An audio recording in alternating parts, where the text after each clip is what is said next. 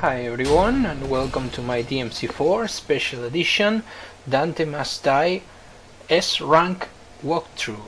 This is mission 5 and we're still playing with Lady.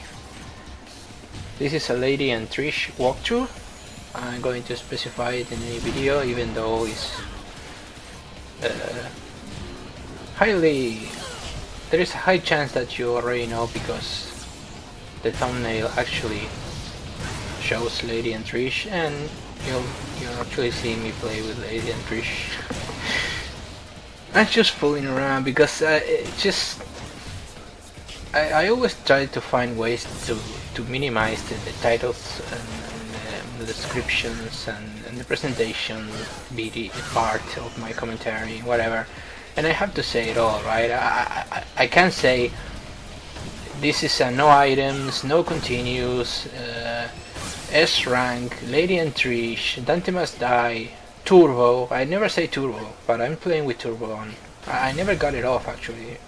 As soon as I got the game, I put Turbo on and I played it with Turbo in all difficulties. That's so I can adjust the speed from the beginning, and I'll get the speed from normal speed, and then I have to adjust. It's going to take more time. At least that's what I think. That's what I think. So we're playing with Lady. We are in the castle graveyard. I suppose that's a good name for this place.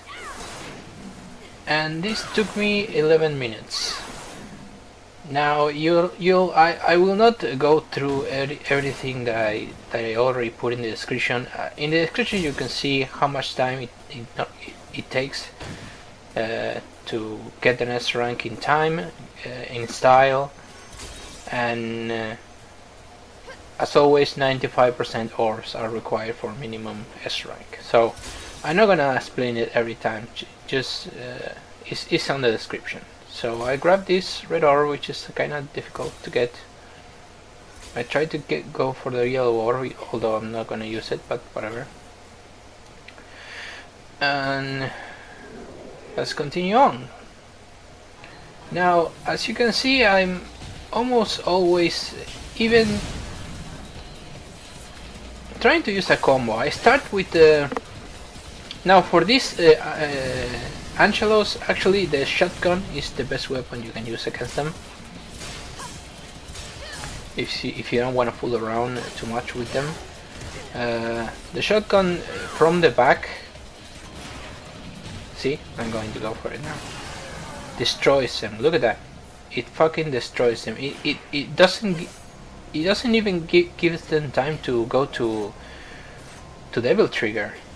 They don't actually Devil Trigger. It happened to me many times, and I was wondering, okay, it must be the first couple of levels that they don't usually Devil Trigger, but I remember that they did.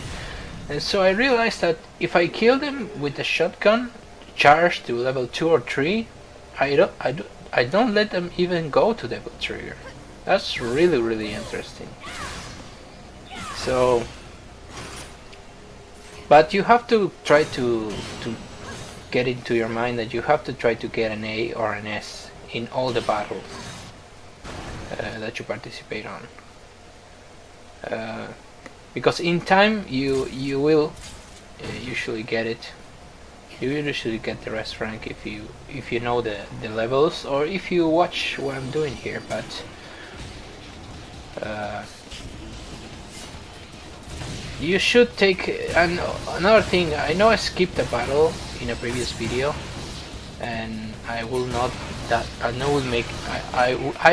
be making that something normal in my walkthrough, because what I've realized, because I already cleared other missions or other later missions, and what I realized is that if I skip too many battles, I will not get the S rank in style or in items. I mean in red orbs. So I'm just not gonna do it. It's just getting progressively harder, of course. Here we're fighting a Faust. We kill a couple of Mephistos. The Faust is really it hits really hard in Dante Must Die difficulty. So I was going to clarify something. The reason why I decided to make this an S rank run, just getting an S, and not getting a triple S. Because when I was creating this, I wanted to do something else with Devil May Cry 4, and I knew it was going to be Dante Must Die. But I wasn't sure about the ranking. I thought about doing a triple S, and later I thought that's gonna entail me going through the levels over and over and over again until I get it. And what's the difference between S rank, 1S, and triple S? Now, what's the fucking difference? I mean, yes, I could look really cool if I got a triple S rank in every level, and I might get some triple S in some level, but it's going to be an accident. I'm not gonna be meaning to get it, and I lose a lot of time here, so as you can see. But as I always say, and I will repeat it now, because there's a big chance you haven't heard me saying it. This channel is not supposed to be look at me, I'm really fucking amazing at games channel. Like, I'm not gonna do perfect runs, I'm not gonna do incredible, oh my god, how did you do that runs with any game. I'm going to do the hardest run possible that I found that is still enjoyable. Do you get what I'm saying?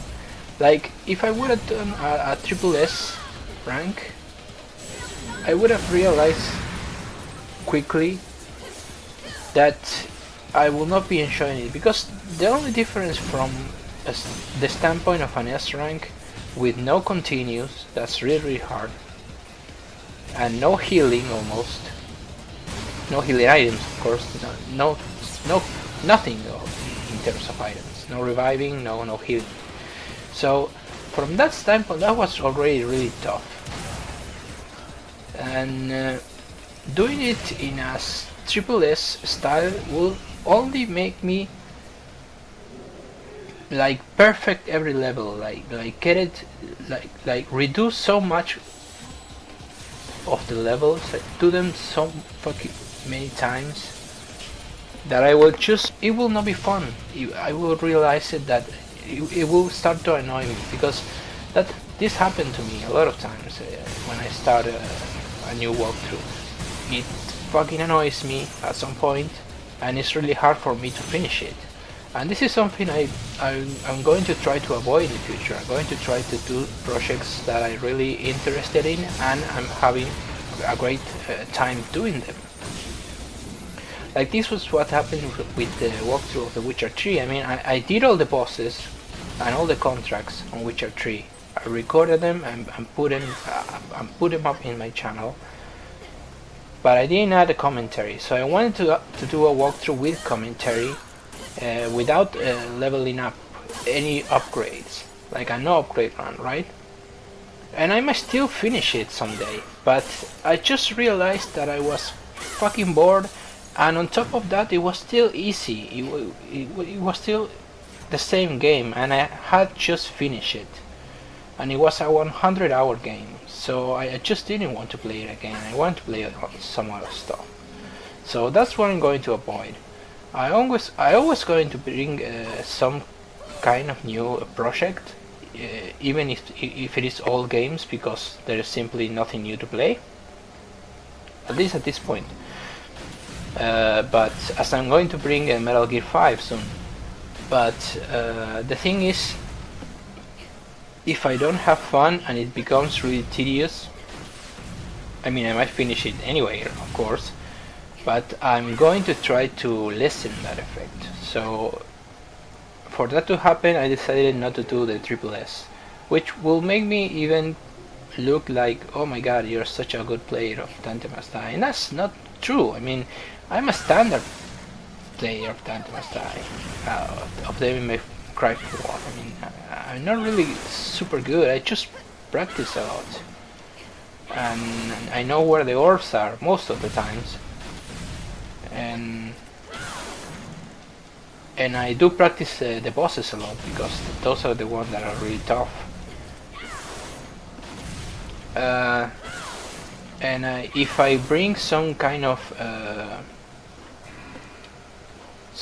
guide to this walkthrough, some kind of part that really helps you get all the S ranks and at the same time have fun, then that's my job, because that's what I want. I mean, I want all my playthroughs or walkthroughs or guides to be helpful and at the same time entertaining, which the latter might not work all the time. But I just wanted to explain, because there wasn't anything special in this video for me to comment. I wanted to explain why I did the S rank and not the triple S. So here we go. This was mission 5, guys, and we'll see each other in mission 6. Take care.